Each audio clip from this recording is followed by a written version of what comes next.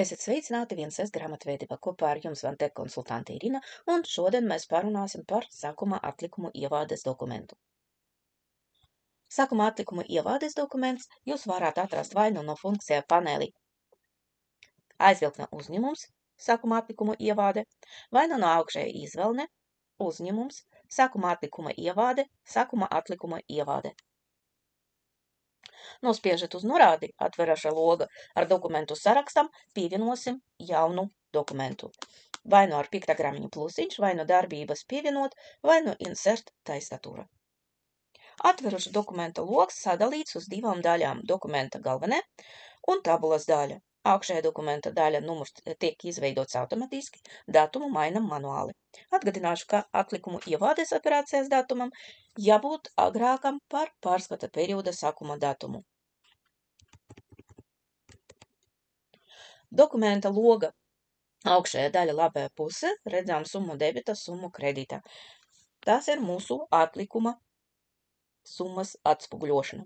Konta atlikumi, kas paredz analītiskas uzskaites kārtošanu, tiek ievādīti par katru uzskaites objektu. Dokumenta tabulas daļa sadalīta uz 5 aizvilkņiem. Pārējais, nomenklatūra, nākamā perioda izdevumi, ieņemumi un savstarpēji norēķini, kas paredzēti sava veida atlikumu ievādī. Tas savstarpēji norēķini aizvilknis paredzēt debitoru kreditoru parāda atlikumu atspoguļošanai. Grāmatojot šos dokumentus, automatiski veidojas grāmatojuma korespondence ar bilances papildu kontu 00, kas izveidots speciāli atlikumu ievādī. Lai atspoguļot debitoru kreditoru parādi, jāaizpild parindam atlikumus ar sadali kontrahentus un dokumentus. Veidojam jaunu ierakstu, pievienojam ar plusiņu vai nu insert tastatūra, vai nu darbības pievienot. Katra rinda attiecas pie sava dokumenta, un pēc noklusējuma programma piedāvās mums ievādīt debitora atlikumus. Tātad debita konts 2310. Kredita konts attiecīgi būs 00. Pārēsim pie koloniņas kontrahents. Nospiežat uz 3 punktiņam, atvērsim kontrahentu sarakstu. Tā kā mēs tikai sākām strādāt ar mūsu datubāzi, attiecīgi kontrahentu sarakstam katalogam mums jāpievieno kontrahentu atlikumus, ar kuru gribam atspoguļot. To mēs varam izdarīt manuāli. Nospiežam uz plusiņu, atveram kontrahenta kartiņu, pievienojam, ja nu iet par manuālu aizpildīšanu, tātad vienkārši rakstam nosaukumu,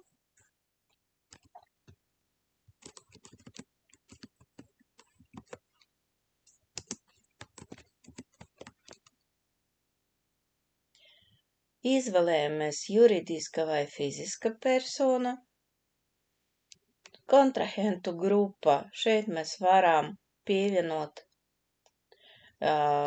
šo kontrahentu kādai konkrētai grupai.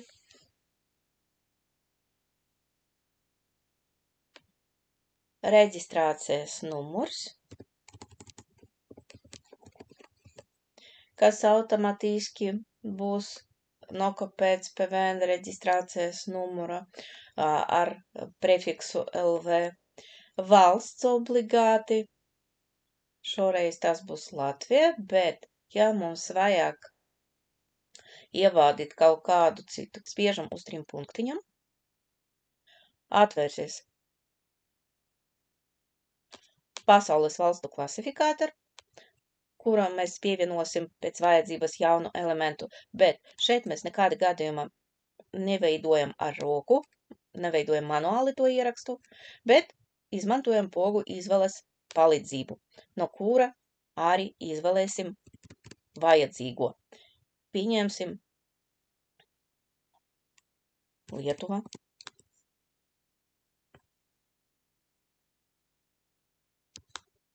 Atrodam vajadzīgo un ar dubultklikšķi pievienojam sarakstam.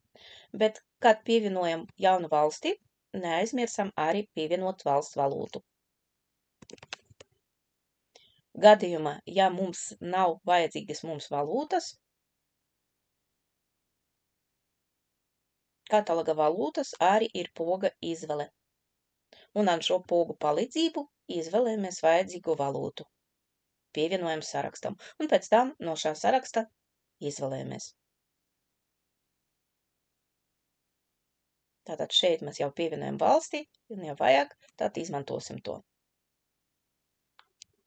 Debita dziļums, kredita dziļums, ja šeit mēs varam norādīt apmaksas periodu pēc noklusējuma šim kontrahentam. Kabatiņa adreses un tālruni pievienojam kontrahenta adresi.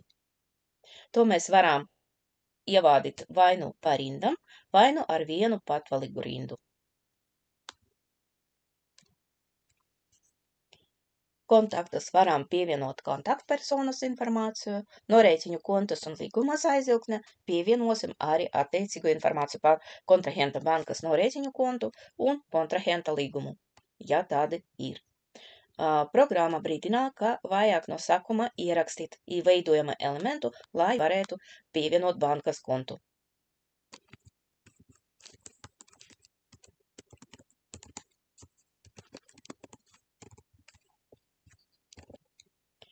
Bet tas nav obligāta informācija, un programma ļaus mums saglabāt informāciju par kontrahentu, pat ja nebūs pievienota informācija par bankas kontu un kontrahenta līgumu. Lai saglabāt un aizvērt, spiežam ierakstīt, lai saglabāt, vai vienkārši uzreiz saglabāt un aizvērt poga labi paredzētā.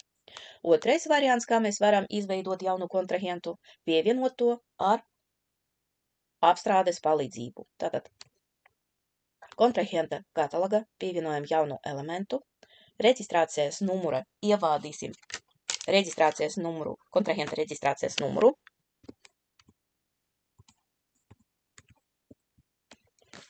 Un nospiedīsim pogu Lursoft pārbaudīt. Tālāk saņem datus no Lursoft. Kā jūs varat redzēt, programma pievienoja mums to informāciju.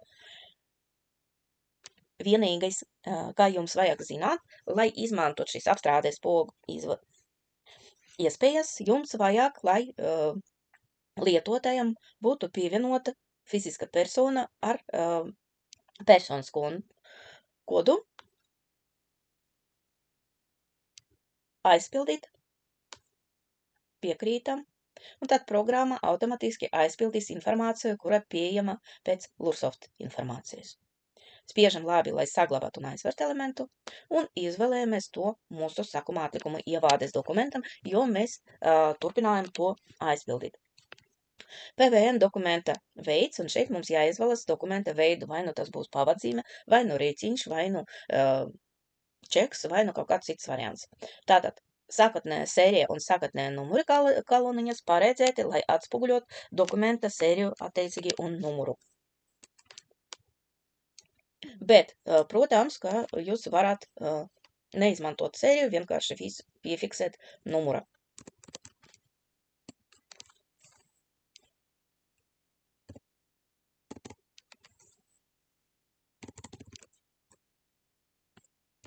Datums, tas ir dokumenta izrakstīšanas datums, dokumenta apmaksas datums,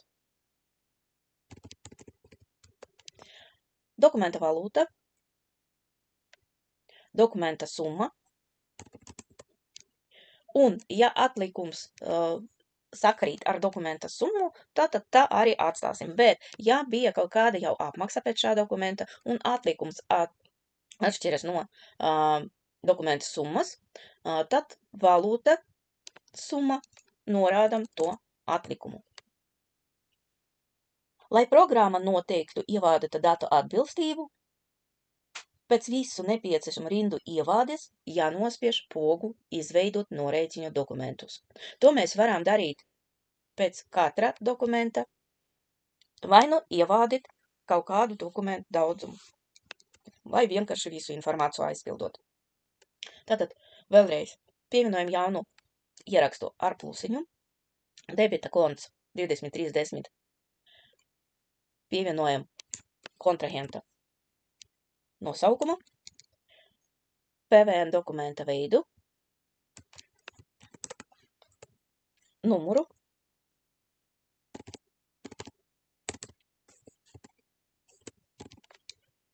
dokumenta datums, dokumenta apmaksas datums,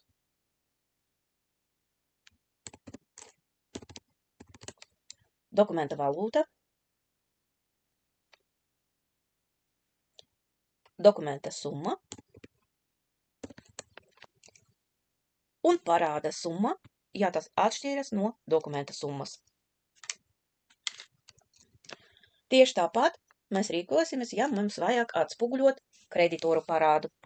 Pievienojam jaunu ierakstu, bet šeit vienkārši debita puse mēs neko nemainām. Kredīta puse rakstam 5310 vai nu kontu, kurš paredzēts kreditora parādu atspoguļošanai, un debita puse automatiski konts izmainīsies uz 00. Tātad kontrahents. Izvēlējamies kontrahentu, PVN dokumenta veidu.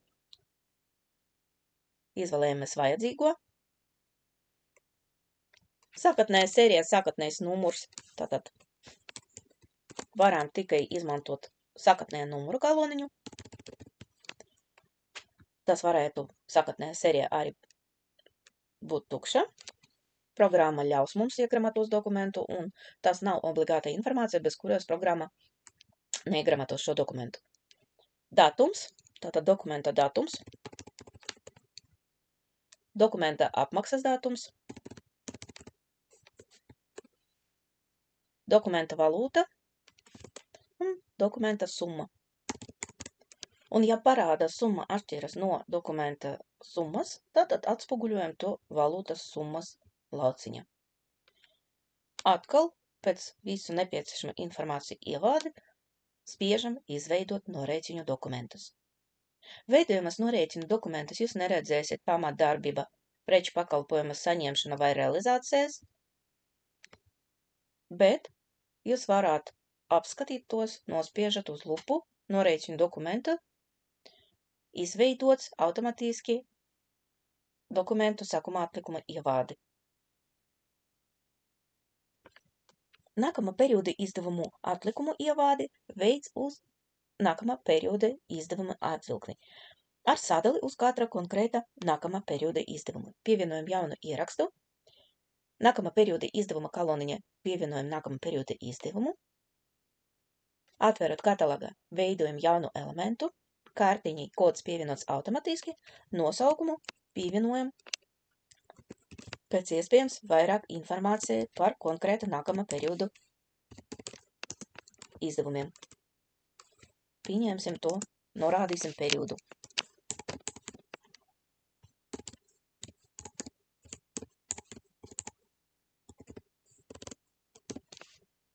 Mērvenība var palikt tukša, varam arī noteikt. Un pils nosaukums. Izvēlējamies. Nākamā perioda izdevuma izveidošanas brīdi kārtiņai mēs varam pievienot tikai pamatinformāciju, kā arī gadījumā ar pamatlīdzekļiem un nemateriāliem aktīviem, aizpildīšana no dokumentiem un konti, attiecīgi aizpildes no dokumenta reģistrātora, mūsu gadījumā no sākuma atlikuma ievades dokumentas. Tātad spiežam labi, lai saglabātu šo kārtiņu un izvēlēties mūsu nākamā perioda izdevumu. Sākuma datums, un šeit mums bija nākamā perioda beigu datums,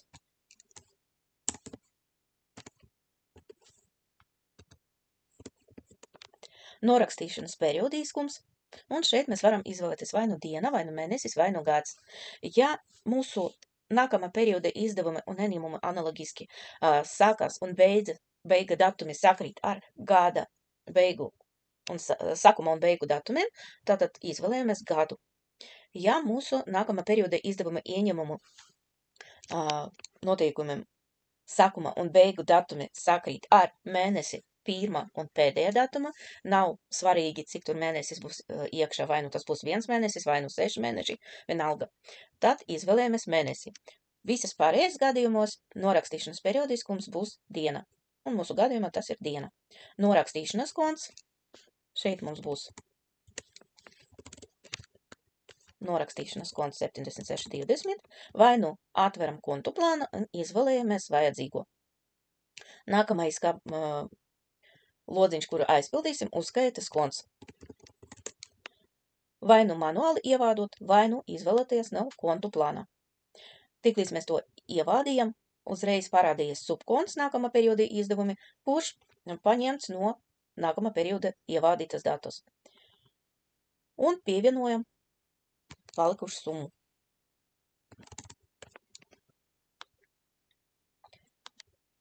Lai saglabātu dokumentu, periodiski spiežam ierakstīt. Analogiski aizpildas arī nākamā perioda ieņemumu aizvilknis. Ja grāmatvedības programma tiek kārtota krājuma uzskaite, krājuma atlikumi tiek aizpildīti no aizvilknes nomenklatūra. Aizpildat atlikumus tiek ievādīta katra nomenklatūras pozīcija ar sadali pa noliktava un tiek norādīts daudzums. Tas nozīmē, ka atšķirība no pamatlīdzekļu un nemateriālo aktīvu ievādī, kur mums bija jāizveido jaunu dokumentu katrai apakšnodaļai, šeit mēs varam atspoguļot viena un tā paša dokumenta visi mūsu atlikumi pēc visām mūsu noliktava. Tātad aizvilknis nomenklatūra, pievienojam jaunu ierakstu, nomenklatūra, nospiežam uz 3 punktiņam, ienācam kataloga nomenklatūra, kur pievienosim mūsu nomenklatūras vienības.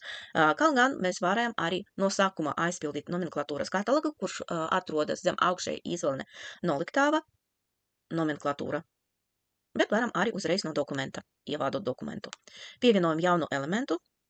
Vecāks tas nozīmē, kurai grupai pieder šīs elements. Īsts nosaukums, mūsu nomenklatūras īsts nosaukums.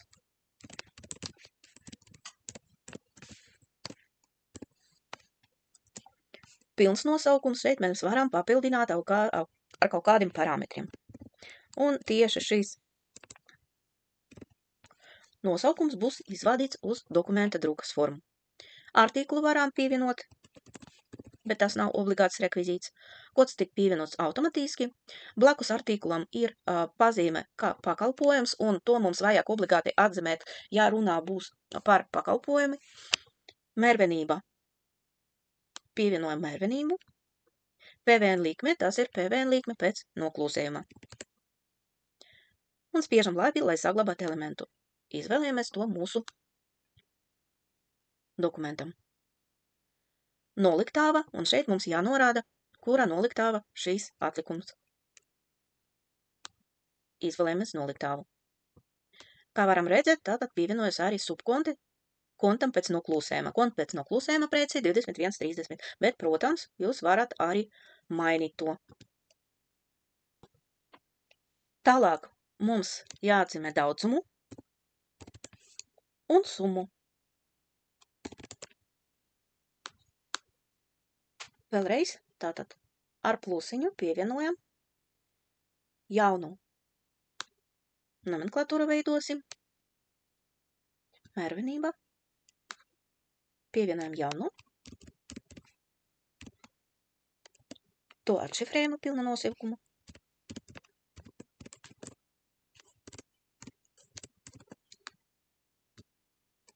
PVN likmi pēc noklūsējuma, spiežam labi un izvēlējamies dokumentam. Norādam, kura noliktava mums ir šis atlikums, daudzumu un summu. Protams, kad mums aizpildīta nomenklatūras katalogs, mēs varam šo kabatiņu aizpildīt ar nomenklatūru, ar pogu palīdzību aizpildīt ar nomenklatūru. Nomenklatūras izvēle. Un šajā gadījumā no sākuma programma pieprasīs, kurai noliktavai mēs aizpildīsim to. Izveidosim vēl vienu noliktavu. Aizpildīt. Un izvēlējamies preci. Ar dubultklišķi nospiežat uz konkrētu preci, pievienojam to mūsu sarakstam. Un kā jūs varat redzēt, jau pievienots noliktava automatiski, ja, no kuru mēs no sākuma izvēlējamies. Kā arī prece mums jāpievieno daudzumu un summu.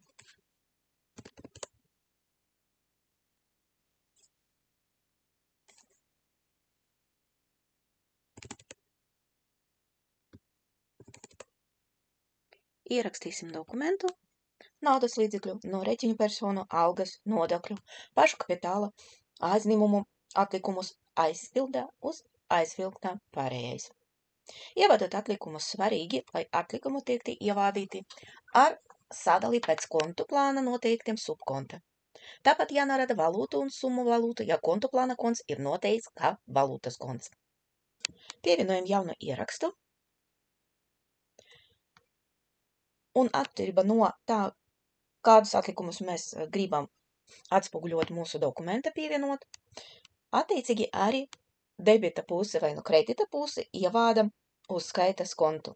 Skaidrs naudas atlikumu mēs atspoguļosim ar kontu 2610 pēc noklusējuma debita puse, norādat kasi, valūtu un valūtas summu. Analoģiski atspoguļojam naudas līdzekļu atlikumi bankas kontas.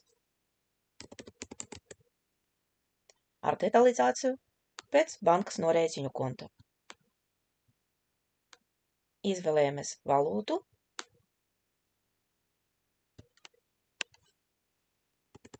un ievādīsim atlikumu. Protams, valūta var atšķirties bankas norēķinu kontam atlikumos. Un tad valūta mums jānorada, kura konkrēta valūta mums ir atlikumi uz šo datumu, un summa. Programma automatiski konvertēs mums valūtas summu uz eira summu, kaloniņa summa. Norēķinu par darba algu atspoguļosim, pievienojam jaunu ierakstu,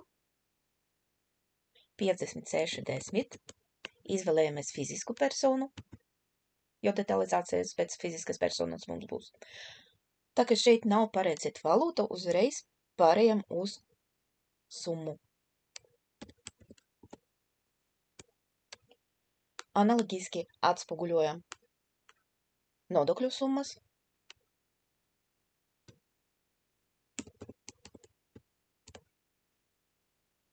ar sadali pēc fiziskam personam.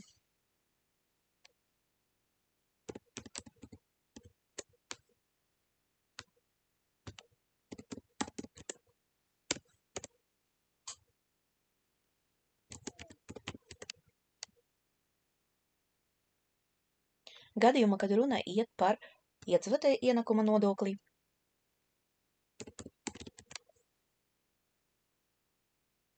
līdzi fiziskai personai, obligāti jānotiek, ka tas ir IEN parāds.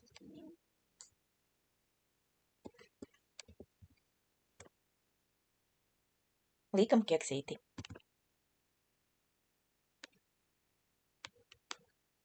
Pievienosim informāciju par pamatkapitālu,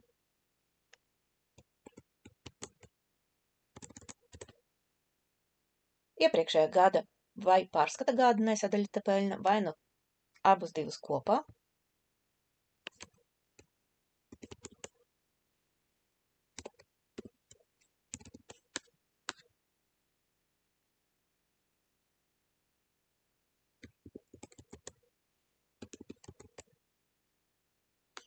Un šeit arī atspoguļojam nodokļu parādu.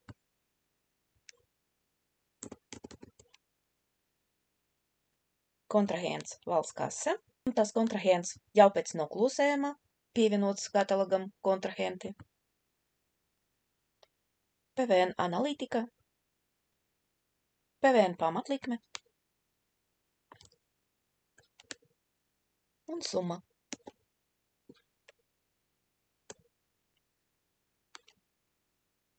Spiežam ierakstīt un gramatosim dokumentu. Iegramatojot dokumentu, varam izdrukāt atlikumu ievādi, grāmatvedības izziņa, un pārbaudīt apgrozījuma pārskatu.